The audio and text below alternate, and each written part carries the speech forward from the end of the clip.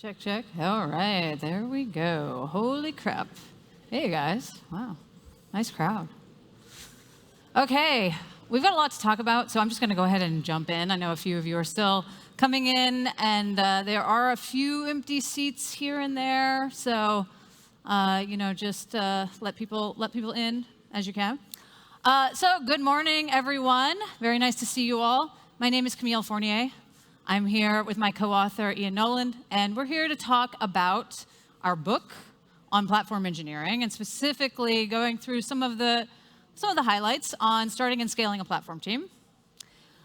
Just to give you a sense of the agenda for today, I'm going to kick us off and just talk about some basics. How should you think about when to start a platform team?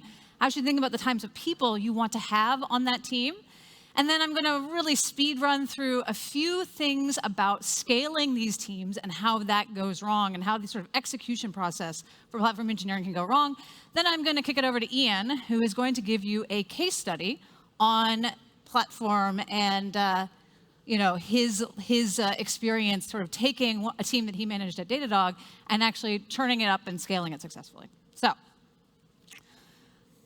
CNCF is 9 years old. Let's be clear. I don't know what this 10-year thing is about. Kubernetes might be 10 years old, but CNCF is 9 years old, and I have email evidence to prove it. And in the 9 years, we've had this incredible boom in the ecosystem, which is awesome, right? That's great. There's a reason that we've had this incredible ecosystem boom. It's so much easier to start new companies these days because you can get whatever kinds of sort of infrastructure support you need, whatever kinds of products you need. You can easily provision stuff in the cloud, and just getting started is so much easier than it was even 10 years ago, which is awesome. And so, you're a new startup, you're a new greenfield application, you want to do something, you have your application, you throw some YAML and other things together, and you throw it in the cloud, and you're great. And in the process, of course, you create this glue code, this integration code, one-off automation, configuration, administrative tools, this stuff that kind of binds the application to all of the underlying building blocks you've chosen to run it. Fine, natural, no problem. This is all well and good, except that, there's a reason we call it glue code, right? Glue is easy to stick things together, but when you want to change the things that are stuck together with the glue, it actually gets kind of hard. And when you're a small company and you're a small team, this isn't so much of a problem. But as you start to scale and you have more applications and you have more glue code and you have more choices that you've made in different ways across the underlying infrastructure, and you have maybe some pieces that you were supporting in sort of a communal way, your CI/CD maybe, or your databases or whatever, and you grow and you grow and your company grows and your teams grow, and all of a sudden nobody wants to support those communal products, and all of this glue code is starting to slow you down, right? You need to upgrade Kubernetes, you need to upgrade EKS, and all of a sudden every application team is sputtering and scrambling. You need to do security patches, right? And so this is the point at which it makes sense to start a platform engineering team. It does not make sense to start a platform engineering team when you are a small company. That is not really useful, right? It's overhead. Platform engineering provides a lot of benefits, we agree, but ultimately it's a little bit of overhead. And so the time to start a platform engineering team is not when you've just started your company, but when you've scaled to the point where you're actually having problems with your glue, having problems with your shared infrastructure that isn't really being strategically managed. When you have problems, 50 engineers, 250 engineers, somewhere in that neighborhood is really when we think it makes sense to start this. Now, it's important to say that this doesn't mean you won't have things like wikis with shared documentation on them, but when you're a smaller company. But when we're talking about platform engineering team, we're talking about building platforms. We're talking about building stuff. And we sort of like this definition when we talk about platforms, which is the sort of foundation of self-service APIs, tools, services, knowledge, and support that is, curated. It's curated into sort of a product offering that application teams can use to deliver features more quickly, right? Very valuable. So we have these kind of three main goals that we're really trying to achieve with the platforms that we're building. Our first goal is to manage complexity. Ultimately, all of those different little underlying building blocks we're talking about, that is complexity. And the more of them you have and the more different choices you made, the harder it is to reason about what's going on for anyone, but especially for application teams, right?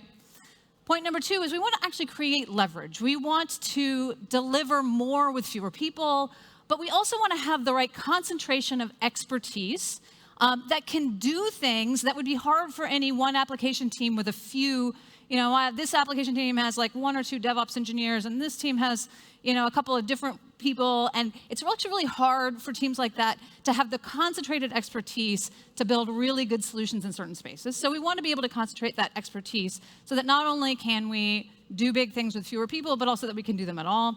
And then finally, of course, we want to improve productivity. We want to make the application teams more productive, right? And so these goals inform the types of engineers that we are trying to hire and for the types of people we're trying to have in our platform team. Starting with managing complexity. So this is probably one of the more controversial points that Ian and I are very firm on, which is that platform engineering is software engineering. It is a strong base of software engineering. It is not just sort of the next phase of DevOps or whatever, but it is in fact taking software engineering to build abstractions that manage complexity. It is important that you are willing to sort of engineer and apply those software engineering principles if you really want to be able to create the right abstractions and manage that underlying complexity. This can be anything from self-service interfaces, building out multi-tenancy, actually modifying the underlying open source that you might be using, adding enhanced APIs, guardrails, security, quality guardrails, building out, sort of combined products that your platform, that your application teams need that can do sort of specialized things so that they can focus. If you are not willing to build out software yourself in this team, it's very hard to actually manage the complexity. You can vend infrastructure, and great, your application teams now have access to that vended infrastructure more easily. But the problem is that these underlying components each have fairly broad interfaces that they expose. And the combined exposure of all those broad interfaces is the complexity we're trying to manage here, right? So software engineering is a pretty core part, and you're going to want to make sure you have software engineers on your platform team. Okay, but software engineering is not everything. And we also want to create leverage, okay? So another problem that a lot of platform engineering teams seem to have is that they think that it is like this very thin layer. So we're building software maybe, but we're not really operating anything. Operations, who wants to do that? A lot of software engineers don't want to do it. Unfortunately, it's hard to build a great platform if you're not willing to operate things for many reasons, one of which is that it's really hard to get and maintain budget and funding if you are not seen as building critical systems and supporting them, right? Now, in this cloud era, supporting and operating is not like you're racking and stacking hardware and doing all of that stuff, but there are still operational components, and we think it's pretty important that as much as possible, platform teams own operationally the underlying components that they're building on top of, right?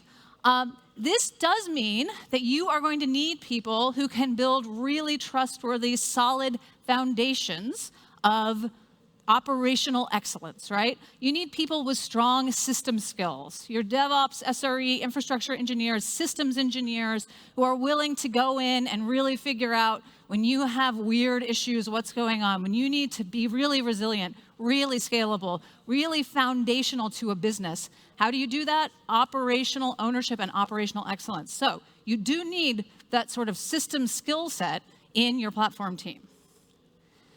Last but not least, if we want to improve productivity, we cannot go the route of the old school central infrastructure team that builds what it thinks is right for you and has a very cost center mindset to what it chooses to do, right? Old school infrastructure teams, of which I have been on a few, they do provide a lot of value to businesses, particularly scaled businesses, right? They're often very good at operating things, but ultimately, because they are seen as a cost center and because cost is what they end up optimizing for, they often end up providing offerings that developers just don't like. And that are not really in the interest of improving the productivity of those developers, but sort of maintaining the costs of the company. We don't want to be in that world anymore, right? We actually think that developer productivity is really important. And this means that we need to take a product-focused approach. We need to actually not just think about what we think is the right thing to do, what we think is easiest to build and operate and cheapest, but also what do the actual application teams that are going to use our platform, what in the world do they actually need and what do they want? Now, we are going to have to curate it, because you cannot offer every single thing on that CNCF diagram to all the application teams and have any kind of sustainable footprint. There have to be choices made. But those choices need to be made in the interest of the software engineers that are going to be using our platforms, the application teams, and they need to be made with their input as a very primary decision point.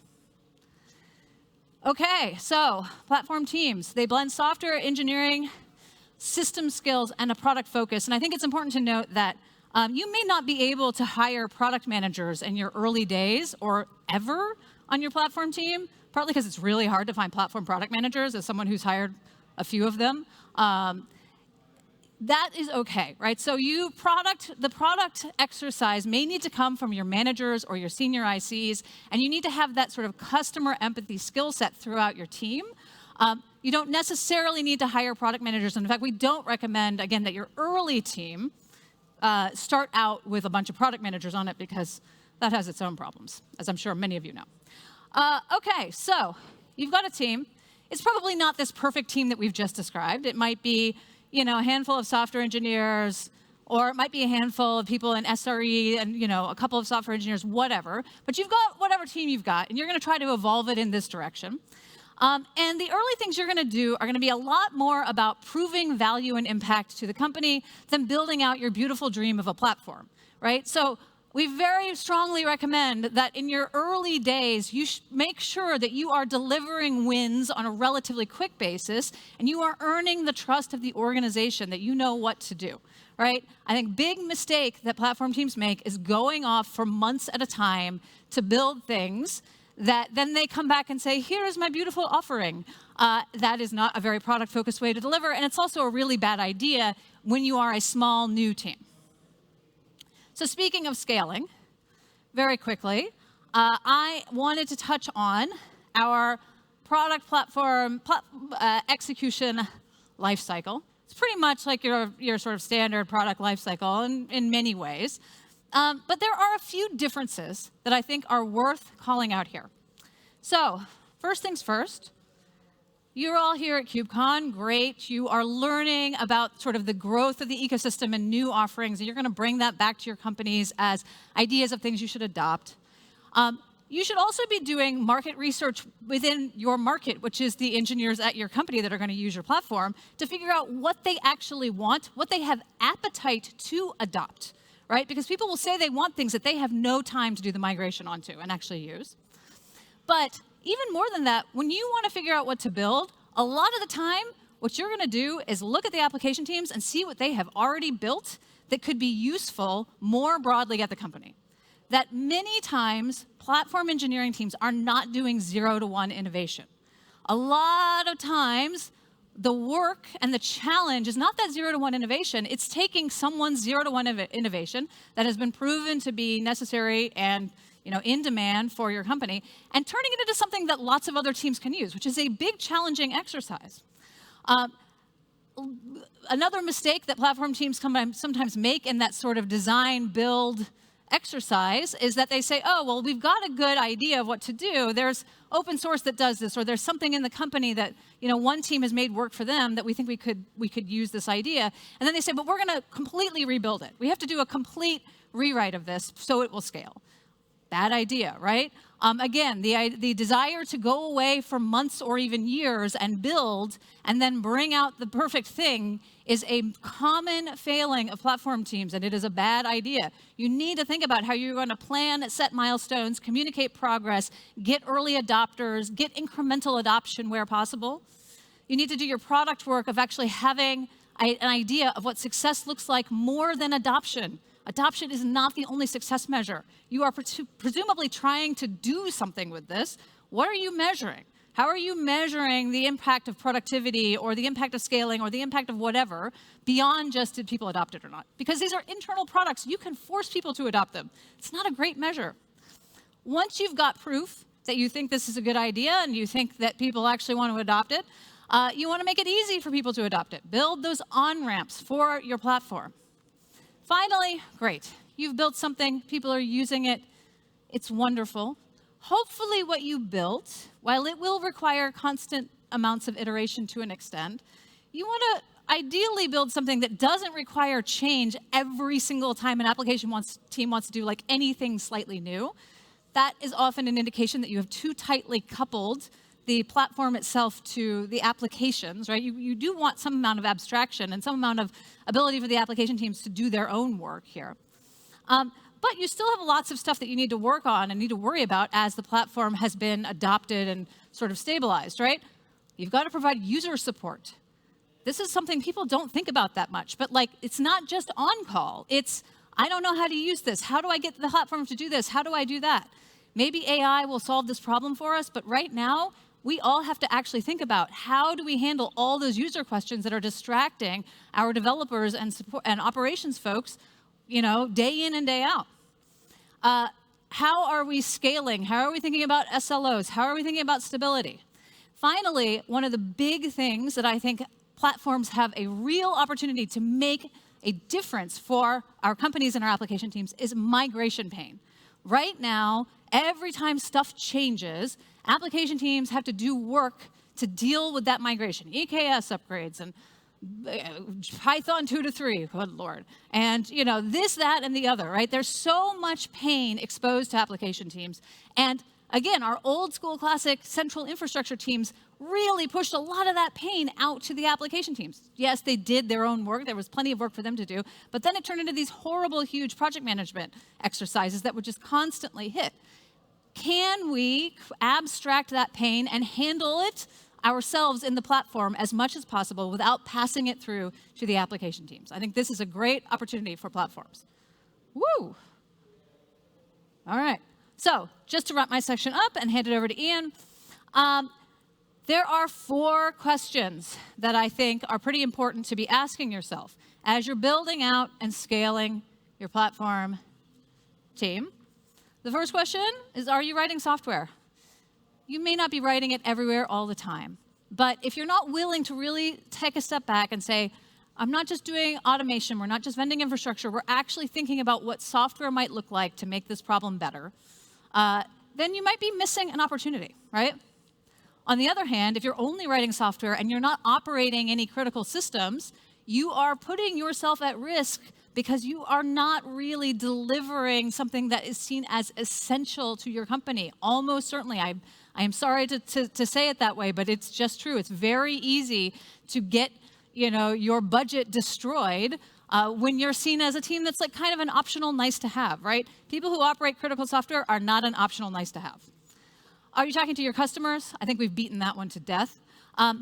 So finally, are you communicating with your stakeholders? Stakeholders are not necessarily the same people as your customers. Your stakeholders are their managers. Your stakeholders are the head of product. Your stakeholders are anybody who has a big say in the budget process, who can decide what your headcount looks like, who can decide how much we are investing in this exercise.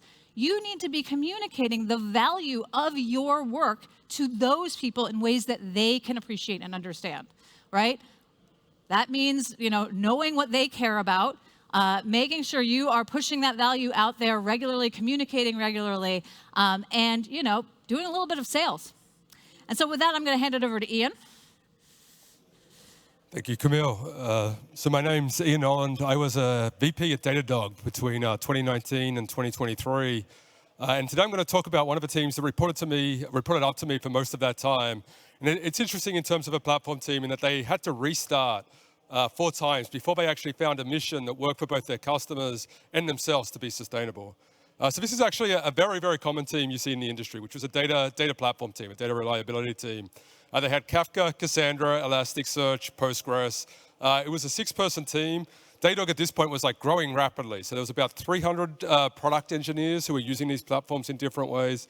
A key thing about Datadog is we'd already decided to go on all 3 major cloud vendors.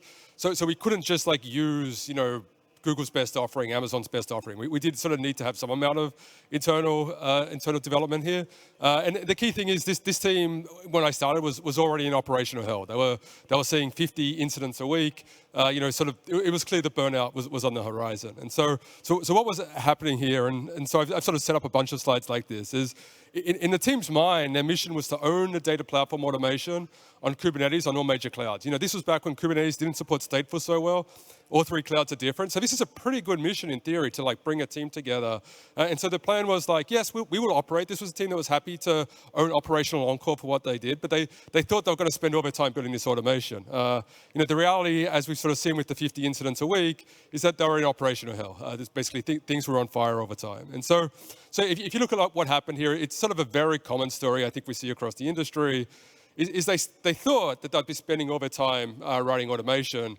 But really, what was happening is all their time was going into reactive operations that was happening under like every new product team's load. And the problem with these open source systems is they're so broad in their interface that if you just offer them up to product teams to use in any way that they want, eventually they're going to find some type of hotspot, some type of hot shard, and then they want experts to help debug it. And so the team's problem was they were very, very good at reactive ops. They didn't want to be good at reactive ops, but they were. But then they were sort of blamed by their customers. Like, why aren't you in front of this? Like, what's so hard about operating these 4 platforms? The weirdest thing was that they were constantly getting this blame, but then they were also getting this blame for, but also, why aren't you taking on all these other open source that we use? We want to use Redis, we want to use Foundation DB. And so the team was sort of in this place where they had unhappy customers that were working, way too hard to try to keep them happy. And it was just a burnout. They felt totally unappreciated. And so it was clear that there needed to be a reset. And so the first reset was sort of, I think, taking a leaf out of maybe some stuff that Netflix had published, which is, let's just get out of the game. Like, if someone wants to use RDS, let them use RDS. Like, if they want MySQL RDS, why do we care? Like, if they own the operations and the cloud owns the automation, we don't need to be in this game. And so, again, in theory, this sounds like a really, really good idea. So the plan was, like, you can see the happy product engineers using the open source, using the vendor open source. The reality was sort of the opposite, that like, again, things were on fire and the person getting pushed in was one of the platform team to sort of deal with the fire. And so what had actually gone wrong here was the team believed they could sort of draw back and sort of become a consulting team around data architecture.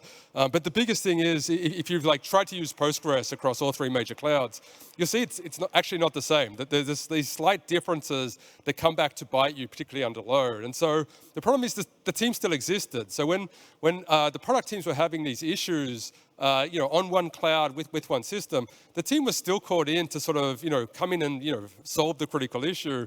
Because, why else do they exist otherwise, right? Screen has disappeared again.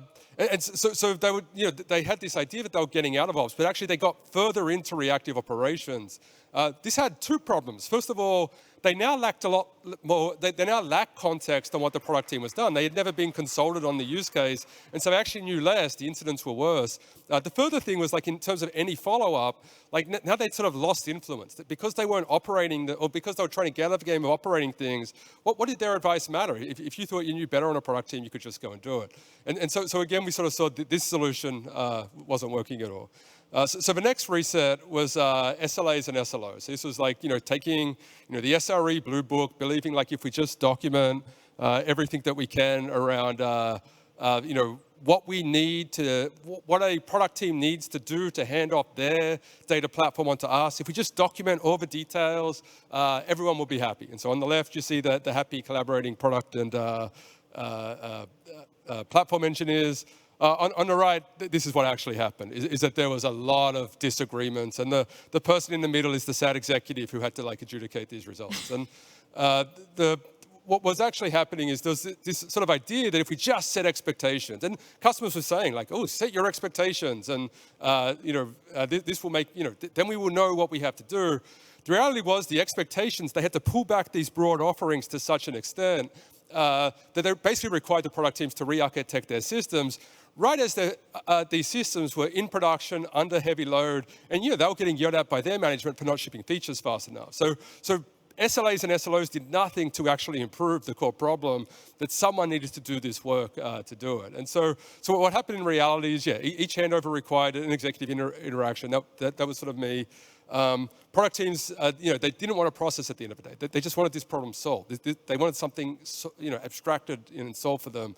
And this was particularly bad because the platform team became to be seen as bureaucratic. That they preferred rules and procedures over actually doing work, which wasn't the team's background at all. But this is what what SLAs and over-focus on SLAs and SLOs made them appear as. Okay, so reset number 3 was build it and they will come. And so at this point, the company had hired a bunch of ex-FANG engineers. And if you know anything about ex-FANG engineers at a smaller company, like the solution to your problems is exactly the system they had at their last company. And so you could probably guess the company, in particular for this one. The solution was basically said, look, we need to build this in-house. We need a reduced interface. SQL is too complicated. We need to just do key value store.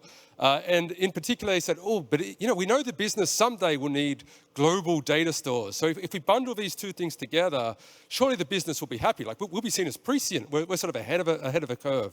The reality on this one was the developers who just really wanted to use SQL. And so there's sort of this mismatch between what they were building and what the developers actually wanted. And so, this was all like, the plan was, unify with a simple API. We know we can scale because it's so simple. The problem was it's actually 4 years later now. Datadog still does not do multi-region because customers turn out not to really want that. It has complex things around, costs and outages. And so they were way too far ahead of the curve. In the meantime, what the business actually wanted was the product developers to be able to move fast. They just wanted SQL to be able to do this. And so what sort of happened after they built the first version of this, which did get usage, it actually got usage within the platform team, in particular for configuration, but it got no usage outside. And so then they came back to me and sort of said, hey, we need to build our own in-house multi-region SQL. They basically want to build Spanner or Cockroach. And that, of course, is a massive undertaking. And it's basically led once more for, just this reputation of that team. They're out of touch with the business. Even as, again, they were still operating crucial business infrastructure, but this build it and they will come approach their biggest investments really got people off board. Okay, so finally we get to the magical product thinking. And this always, Camille's had explained it a little bit already. I always find there's this tendency in platform engineering to you rub product on it and it all gets better. The way that so in this case, I'm going to talk about how I think of product. And I think there's 3 main stakeholders. The health of the platform team is what they're doing sustainable, so everyone isn't going to quit in 12 months. So that's number 1. Number 2 is, of course, the internal developers. Are you doing what they need so that they are more effective in their jobs? Are you getting leverage? The third thing, though, is very, very important, particularly when it comes to stakeholders, which is the business. Are you actually delivering things in the next, businesses have short attention spans, right? Are you delivering things in the next 12 months that the business actually values? If you do those 3 things together, then I think you're on a good path to doing platform engineering. And I think product thinking is what brings them all together in a strategic way. So the plan here, of course, was everyone gets around the table, everyone's going to be happy. Before I show you the outcome, I want to go a little bit into the details. So if you actually look at what it looked like, it wasn't sort of rocket science. It was basically looking at that config case, that global config case, and limiting to that. So it's purely for configuration.